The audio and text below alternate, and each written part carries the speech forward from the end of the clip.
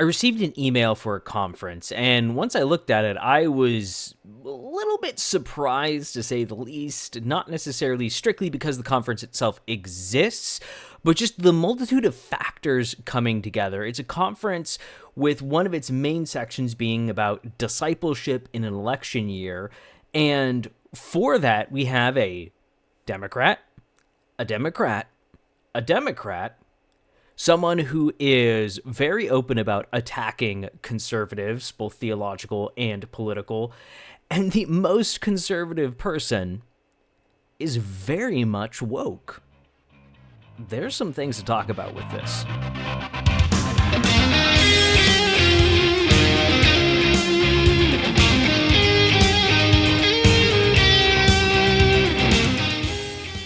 Welcome to the Enemies Within the Church podcast. You can go to enemieswithinthechurch.com today to view the documentary if you haven't already.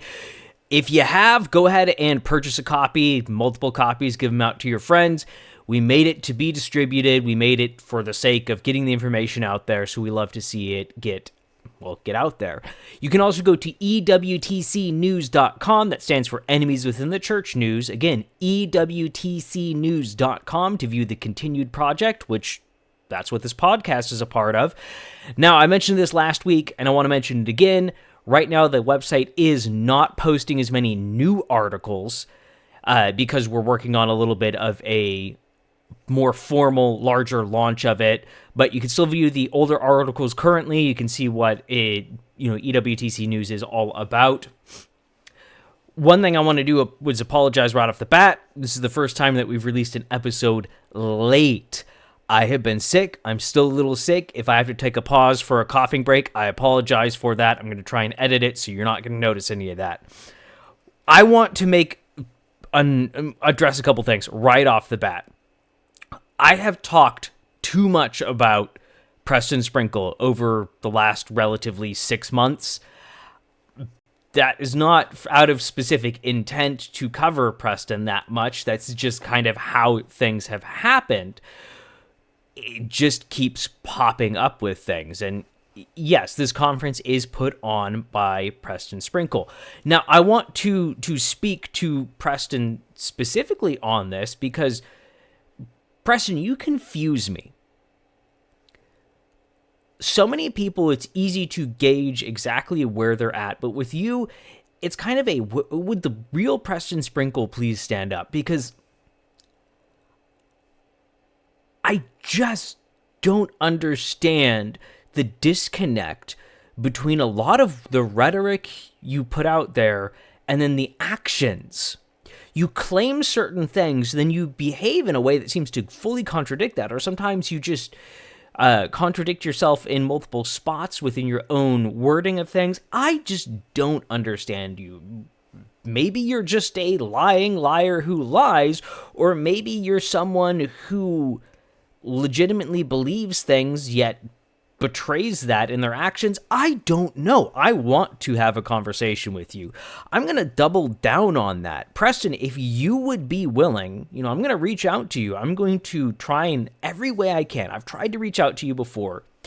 I'm going to try and get a hold of you. If I can, I am willing to go down to Boise.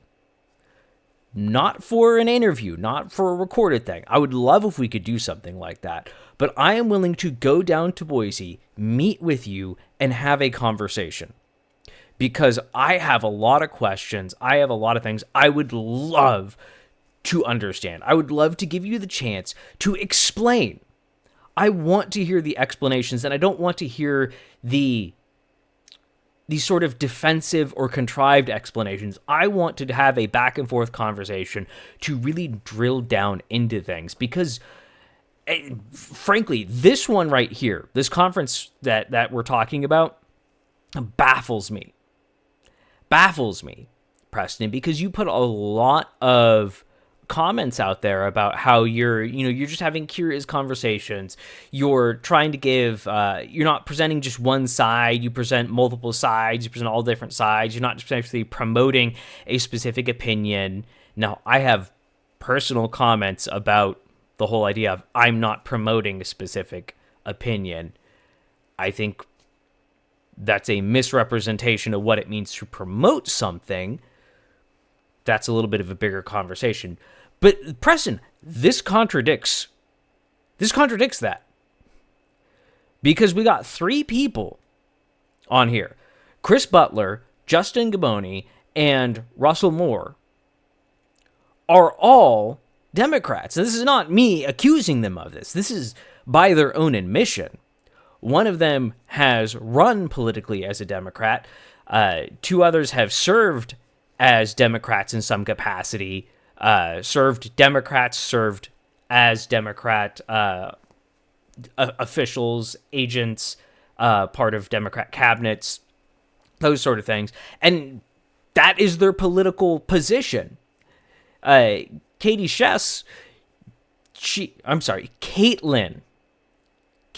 Chess. I looked right at her name and then said it wrong. My goodness. She very much openly attacks conservative positions, whether those are theological or political. And then you got Derwin, who is by far, I never thought I would say this, but Derwin is the only one that is, by comparison, conservative up there. Yet he promotes a very particular set of beliefs that, here at Enemies Within the Church, we identify as within the spectrum of woke, that they're informed by Marxist ideologies.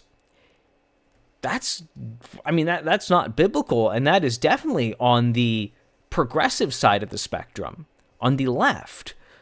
So none of these people here, well, at the minimum, can we at least agree that it's slanted, if not exclusively, it's slanted heavily to one side, Preston? Can we at least agree on that? This is not the sort of thing that you represent about yourself, and this is pushing a specific opinion. Now, again, partially because I'm still sick, partially because I want to just give you an overview. Now I'm talking back to you, the audience. Partially because I just want to give you an overview. We're going to be just jumping through to give basic information on these people. Now, the person we're going to spend the least amount of time on is Russell Moore, because Russell is someone that we have specifically here, and in other places, other people have covered so much that we're not going to take the time here because we want to maintain a good pace for this. But Russell Moore is, again, by his own admission, he's a Democrat. He has historically been one. He was a aide to a Democrat Congressman, Gene Taylor. He was the president of the University of Southern Mississippi Democrats. He's written about his political position.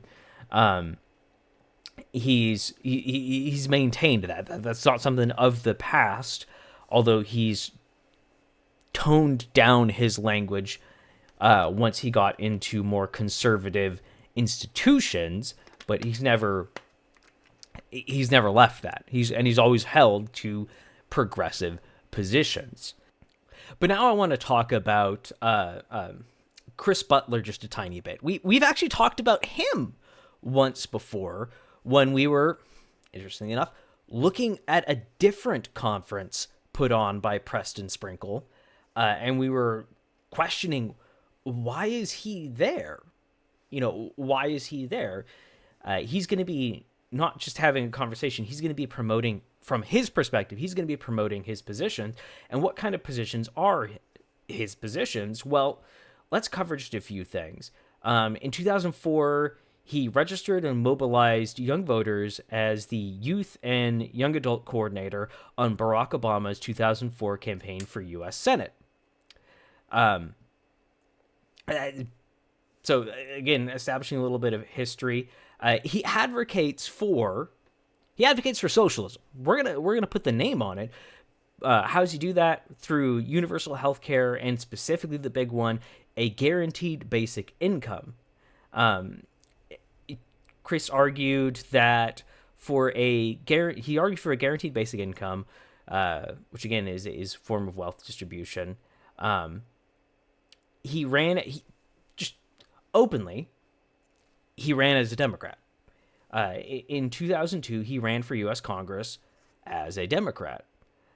In his campaign video, he stated that he supports legislation that would protect, quote, LGBT rights.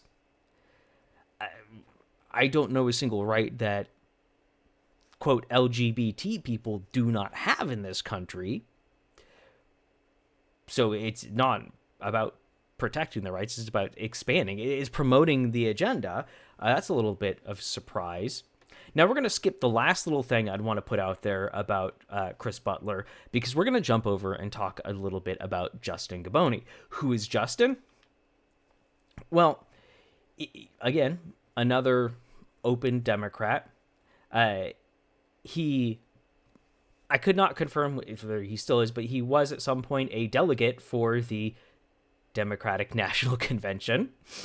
So not just this is someone who's politically active for the Democrats, for the left, not just this is not the false idea of third way. If you disagree with why I said false idea, we've talked about that before. I'm sure we'll talk about that again, especially in election time. But I mean, he's openly on a side. Again, same thing with Chris, openly on a side. Same thing with Russell Moore, openly on a side. So you got three people that are openly on one side of the political spectrum. That's over half of this political engagement, this political discipleship part of this conference. Openly on a side. What else about Justin Gaboni? He was the co-chair of Barack Obama's Gen 44 Atlanta initiative. He is the co-founder and the president of an organization called the AND Campaign, which is, quote, evangelical organization that is about getting evangelicals to be comfortable voting for Democrats. It's about him being able, it's an avenue for him to push his political beliefs in evangelical circles where they're not normally accepted. It is about, well, they advertise about biblical values and social justice. It's trying to wed these two things. Now, this is where we need to jump over back to Chris Butler, because he is also a member of the AND Campaign, and he co-authored a book with Justin Gaboni, Compassion and Conviction, which is essentially the manifesto of the AND Campaign. It's their book. So those are just a few things. And again, that's just the bare minimum. The bare minimum, hey friends, welcome back to prove that these people they are open Democrats, and they are specifically trying to see evangelicals be comfortable with voting for their position, their leftist position, and in particular, they are pulling in Marxist views, socialist views. So this isn't even just like a classical liberal. This is something a little bit further. That's why I'm willing to label this as progressive, a progressive political conference, because you've got 3 of the 4 people that would fit comfortably on that side. Now we need to talk a little bit more about some of the others. So, and I'm sorry, I'm not using my normal recording program. So sorry if it looks a little bit different. Sorry if there's a little bit of a transition there. But let's look at Caitlin Chess. And one thing, from what I understand by both seeing it written, the pronunciation written, and hearing other people, it's Chess. Might be kind of I might be slightly overly turning that into chess with an S. So I do apologize for not pronouncing it perfectly. But let's look a little bit about her. So this is from her website. This is an article titled, "Sometimes Moving Forward Requires Looking Back, White Evangelicals and the 2016 Election." We're going to read a couple segments from this. We'll read the introduction. The morning after the election, I wept. I wept for my country. I wept for my friends and neighbors who feel marginalized and afraid. I wept for the deep division and distrust that this election has cultivated. I have to comment there. So, one, we've come out, and Sam and I have talked about how Trump ain't the guy. We need a better candidate on the conservative side of things. And in fact, our argument is that he's not conservative, and that's the problem. But this is something different. This is that. So the point is, we're not necessarily fans of Trump, but who's the side that cultivated distrust and division? It wasn't Trump. Trump was going into the 2016 election, he was an over-the-top personality. He was very braggadocious. He was very blunt. I would say that at times, yeah, he could be mean. He wasn't a politician in the same way that we're used to a politician. He ran things more like a ruthless businessman. Was he morally worse than Hillary? Morally worse than Joe? Not even slightly. But it wasn't him that was causing the division and distrust. It was everyone pointing at him right off the bat and saying he's causing division and distrust before he even was doing anything. That's the part that really caught me off guard. So she's just perpetuating that basically unfounded narrative that Trump is just this hate-mongering divider. But she goes on with this. But mostly I wept for a people all around the country who wanted to tie my faith to a political platform, a hate-motivated agenda, a man who has given us no reason to trust him. I'll agree with that last part. Trump really didn't give us a reason to trust him. That was one of the problems that many people had moving into the 2016 election. They were suspicious of whether we could trust Trump or not. So in that part, she's right, but for radically different reasons. I wept for the people who will drive right by their neighborhood church and feel more fear and anxiety than compassion and grace. My goodness, if the election of Trump is causing people to drive past a church with fear and anxiety, that's not that church's fault. That is the individual's fault. You're responsible for how you react to things. And if you misjudge a church for no reason other than Trump was elected, that's called bigotry. Because you're judging them negatively based on something that has nothing to do with them. I wept for the mangling of my Jesus into a symbol of prejudice and injustice. I wept because I woke up and felt like the place I had called home for so long was a place I didn't recognize. I wept because the feeling that the white American evangelical church is not a safe place is a feeling many of my brothers and sisters have felt for a long time. My goodness, this is everything she's claiming is a problem. This is hateful. This is bigoted. This is racially judgy. We talked before. Race is a fake thing, but race is in modern understanding of judging people based on the color of their skin. She's judging people based on the color of their skin and their religion. Do we want to just keep throwing negative isms out there? This is absurd.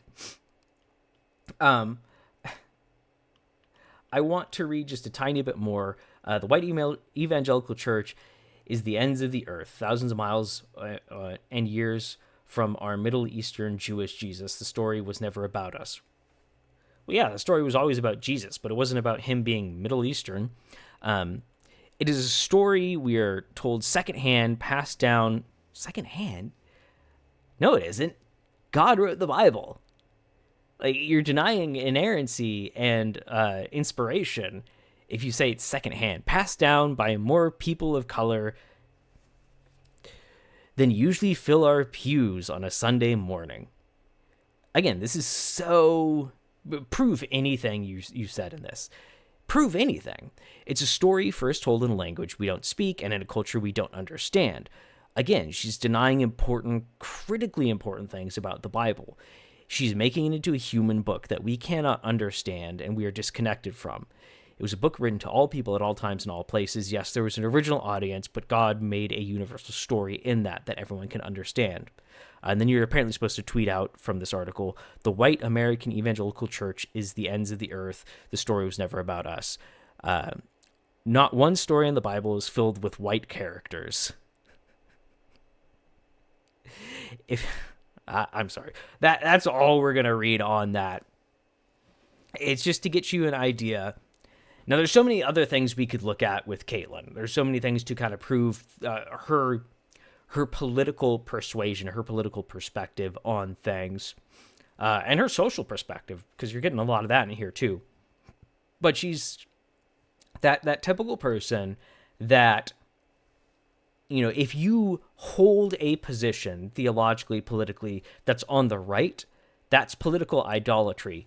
But if you hold to these positions on the left, that is compassion, that is caring. That's very disingenuous, to say the least, a disingenuous way to behave.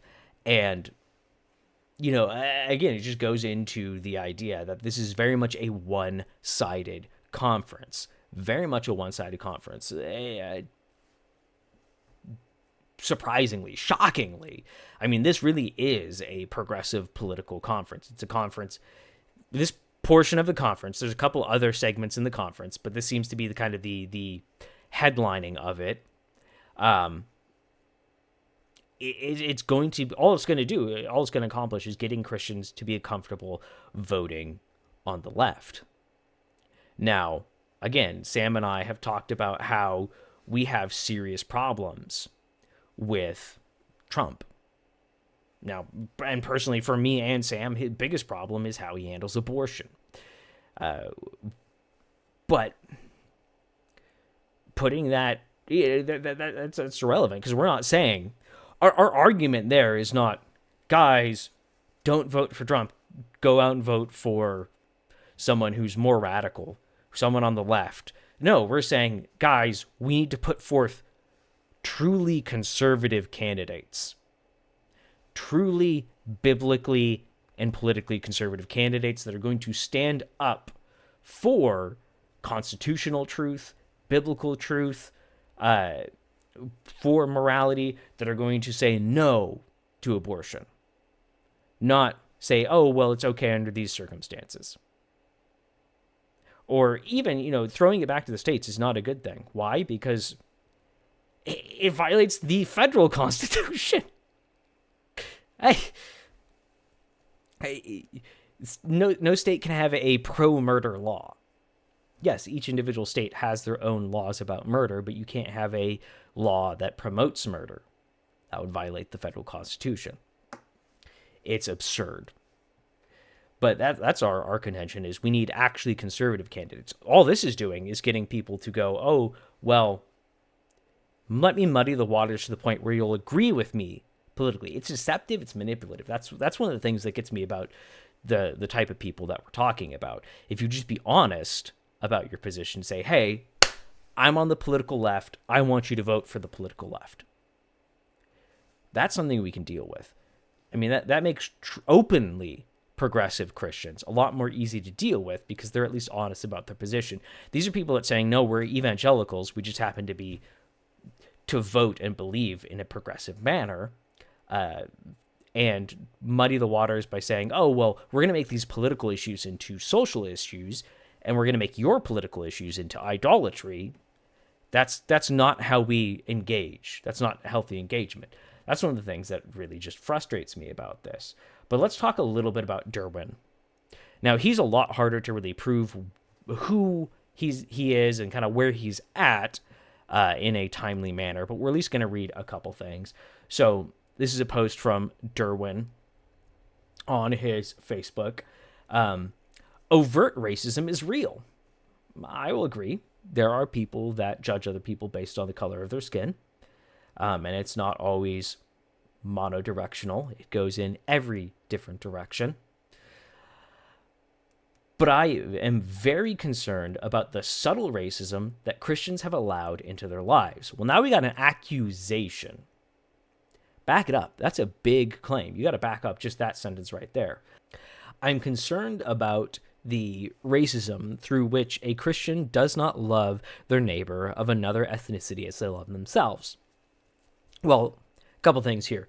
You're subtly trying to confuse the issue by bringing up both race and ethnicity when in society those two are not equivalents. Now that goes into a bigger discussion. If you want to learn more about that, you need to go check out the episodes that Sam and I did about ethnicity. But it's also, again, another accusation. Prove it. You need to prove these things. You're saying it's sort of a big issue, or you're implying it's a big issue. Love is sacrificial and costly, not a platitude that rings hollow. I am concerned about the racism that produces paternalistic actions of progressives that reveal they think they know what is best for people of color. Man, I will agree with that statement 100%. Progressives, theologically and politically, are very bigoted people that treat anyone of a certain skin colors as incompetent, incapable. It's very frustrating. I am concerned about the racism that is seen only as an individual sin, but dismisses the historic, systemic racial injustice that is baked into existing structures that have governed American society. So not only is he arguing for systemic racism, he's saying this was not something that existed. This is something that exists here and now, but more than that, it is baked into the structure of this country. It is baked into America. America is systemically racist. That, again, gigantic claim. One you can't defend. You have to pull out individual acts of racism and then say it justifies this idea of group guilt, systemic racism. It's basically an open challenge. Prove it. Show an example of where the entire American system, everything about America is systemically racist. And by everything, I mean, in the same sense that he's saying it is, not literally every individual thing. I'm concerned about how homogenous local churches reproduce inequality, encourage oppression, strengthen racial division, and heighten political separation. Gosh, this is where I get upset. This is where I get so upset. Prove it. Gosh darn it, prove it. And prove that it is not, prove that it is from systemic racism. Prove that it's from actual racism. Prove that it's from segregation. That's the intentional thing. Prove, there's so much you have to prove. This frustrates me coming from a church that, Washington State, in a military community, we had all sorts of different people. We had, immigrant people. We had people of different skin colors, people of different ethnic backgrounds, people of different linguistic backgrounds. We had a good cross-section of diversity. Now, yes, the majority of people were people of European descent, so generally lighter skin. But there was never this idea of, we're some sort of like multi-ethnic church. No, we were a church that called people, that just preached the gospel, that called people to repentance, that called people in to be discipled. There was never this high batted of skin color and ethnicity and race and all this stuff. It was just, no, we wanted to be together and worship God. We wanted to be a new people. And that was not something that was thought about. So yeah, we became homogenous because we were a church. But this whole idea of, oh, well, you're not repping enough of certain skin colors or whatever it is, therefore you're encouraging oppression, strengthening racial division, heighten political separation. Whatever, man. Prove it. That is not a Christian talking point.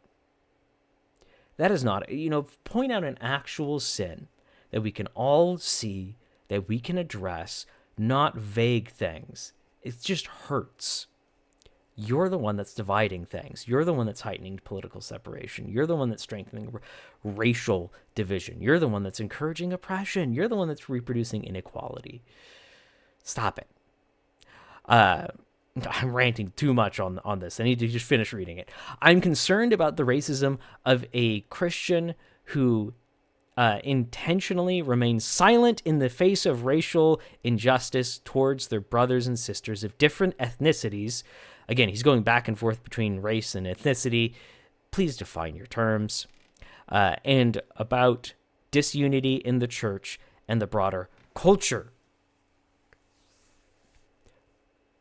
That last sentence really proves his point. I'm going to read it again. I'm concerned about the racism of a Christian who intentionally remains silent in the face of racial injustice towards their brothers and sisters of different ethnicities, and about disunity in the church and the broader culture. So you're promoting a form of legalism. Intentionally remains silent. There are certain issues that God makes very clear you cannot stay silent about. Abortion is one of them. Killing children is one of them. God explicitly mentions that. But the level of silence he's talking about is not.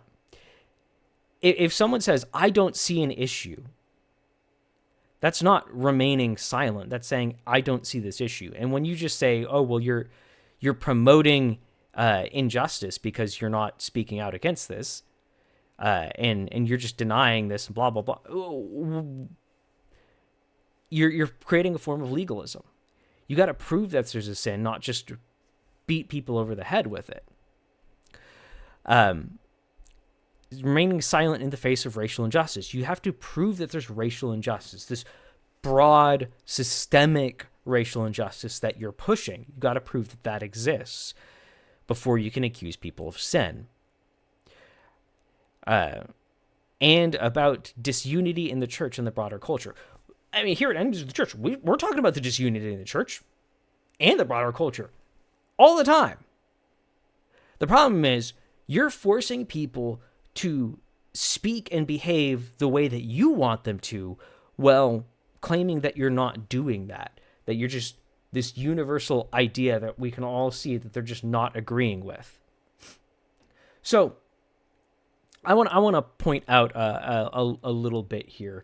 This comes from a set of clips that Woke Preacher Clips put out. And rather than watching the whole thing, because that takes just a little bit longer, I just want to point out the willingness to deceive that Derwin has. So in his video, it's an interview that he did with Sean McDowell. He said that in the United States of America, neo-Nazis are marching, and the president says that there are good people on both sides. Whoa. He then goes on to say some other things that are also a little bit problematic. Which Preacher Clips points out that Trump said, I'm not talking about the neo-Nazis and white supremacists because they should be condemned totally.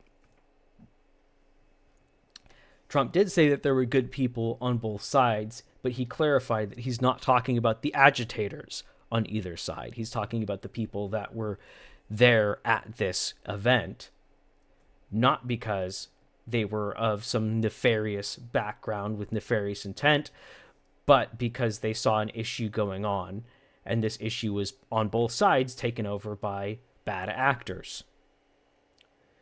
That obviously is not... Obviously, he's misrepresenting things. Derwin is misrepresenting things. But again, it's specifically to attack a conservative or someone on supposedly conservative, and it's creating disunity based on fake information that he's now responsible for promoting. And where is he getting that fake view of it? Well, that was an accusation that was thrown out by people on the political left and by left-leaning news sources that tried to pull this clip out of context and say he was saying that neo-Nazis and white supremacists were good people, when he simply didn't say that. Again, he made it very clear he's unequivocally condemning neo-Nazis and white supremacists. So not only does Derwin attack conservative people, but he's willing to lie, go out of his way to lie and to manipulate you in getting to agree with him. That's the most conservative person on this panel. This is, to me, disturbing.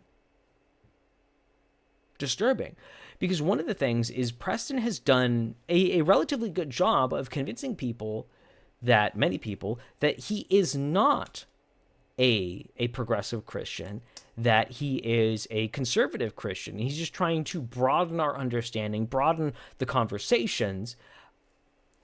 But how does this broaden anything? I mean, this is about teaching, specifically about teaching.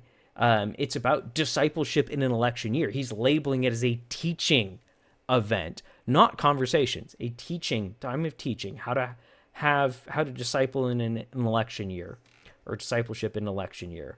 And he's bringing in 3 open Democrats, one person who openly attacks people that are theologically or politically conservative, another guy who is willing to lie to get his way and to push a agenda that doesn't come from the Bible, agenda that's not proven, agenda that is based not in seeing actual occurrences and condemning those actual occurrences of bigotry based on skin color, but of adopting a Marxist, a critical race theory view of the world, that the United States is inherently, systemically racist. What's the solution? I mean, that's one of my biggest problems with the people that bring that up. What is the solution? What is the solution? How do you end that?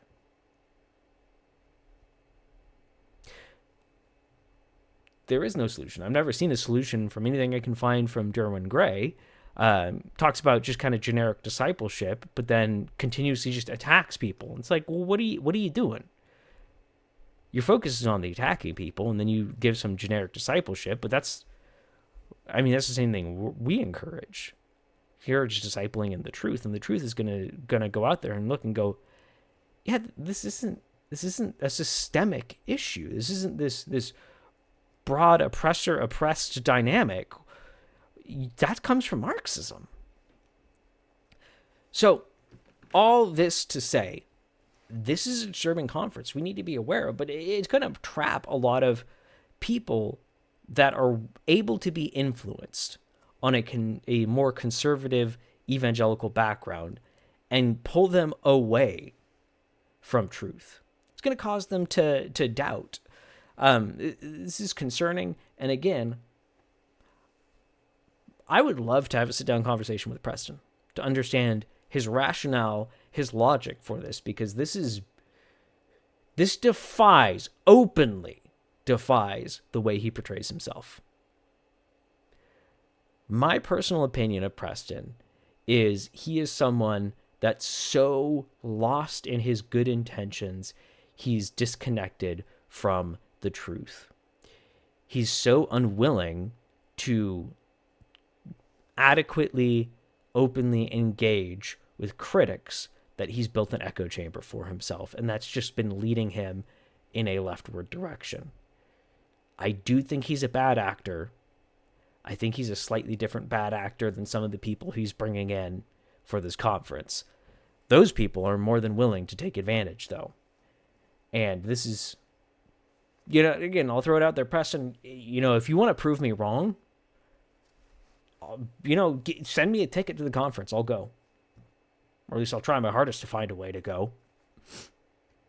But until then, I mean, we have to judge things based on just what we can know and understand and see.